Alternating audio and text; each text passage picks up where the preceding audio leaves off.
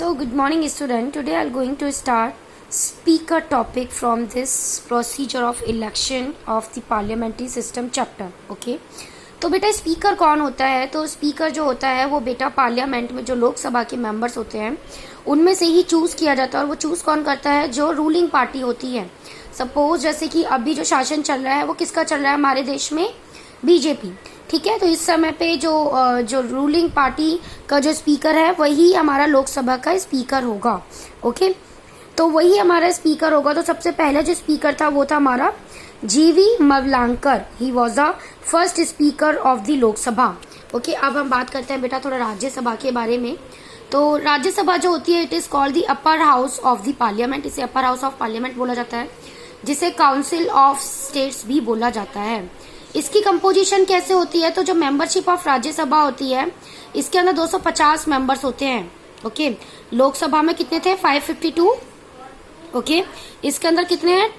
250. Okay. तो 250 इसके अंदर होते हैं. तो 250 के अंदर से 238 मेंबर जो होते हैं वो स्टेट्स को रिप्रेजेंट करते हैं और यूनियन टेरिटरीज को रिप्रेजेंट करते हैं. ठीक है. बाकी जो 12 होते हैं उन्हें प्रेसिडेंट चूज करता है. जो इंडिया का प्रेसिडेंट होता है वो चूज करता है. ओके. तो यहाँ पे समझ आ रहा है ना किस तरीके से चीजों में डिफरेंस है लोकसभा और राज्यसभा में. Okay.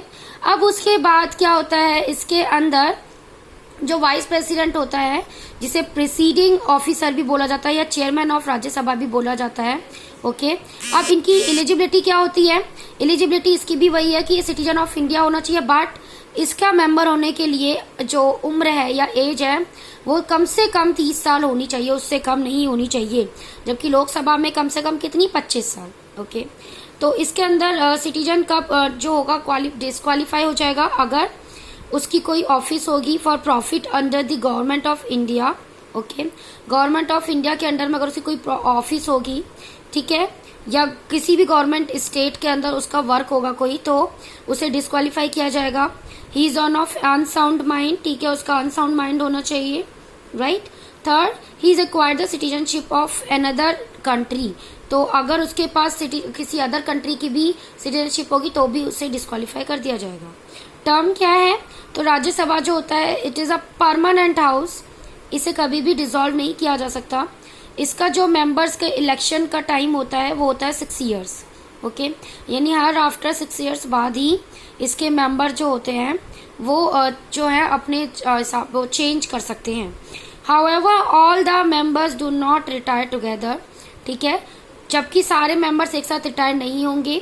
1/3 of its members are then elected to the vacant seats to serve a term of 6 years. केवल 1/3 जो होंगे उन्हें जो है उन्हें क्या किया जाएगा? उन्हें रिटायर किया जाएगा, फिर उन्हें इलेक्ट किया जाएगा, फिर वो ही 6 साल तक रहेंगे. ओके. नेक्स्ट है पार्लियामेंट सेशन में क्या इनका रोल है. तो जो पीरियड होता है जिस दौरान जो हाउस मीट करते हैं, ठीक है, उसे बोला जाता है सेशन. ओके. ये सेशन का होता है पार्लियामेंट में होता है. तो हमारा कॉन्स्टिट्यूशन जो है वो सारी पावर ये जो है वो प्रेसिडेंट को देता है जो कि हर हाउस को बुला सके. Summon each house. ओके. तो प्रेसिडेंट ही ये सारी मीटिंग पार्लियामेंट में करता है. Right. Now parliament according to our constitution must meet at least twice a year. हमारे कॉन्स्टिट्यूशन के हिसाब से हर 2 साल में कम से कम मीटिंग होनी चाहिए. There should not be a gap of more than 6 months. ठीक है. 6 मंथ से ज्यादा गैप नहीं होना चाहिए 2 सेशन के बीच में. Right. If so happen then president has the power to summon either house और discontinue the meeting of either house. ठीक है. अगर ऐसा होता है हर 6 मंथ्स में मीटिंग नहीं हो पाती है किसी पर्टिकुलर ग्रुप की, चाहे राज्यसभा हो चाहे लोकसभा की, तो प्रेसिडेंट के पास ये पावर है कि वो उसे वहां से हटा सके. ओके.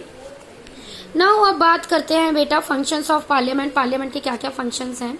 तो पार्लियामेंट के बहुत सारे फंक्शंस हैं, कुछ इनमें से गिवन है. Like introduction of new laws. New laws को बनाने में इसकी अहम भूमिका है. Financial control over the government, income and control over the executive and organ of the information. Okay. तो इंट्रोडक्शन ऑफ न्यू लॉज में क्या आता है? मनी बिल बनाता है, ऑर्डिनरी बिल बनाता है.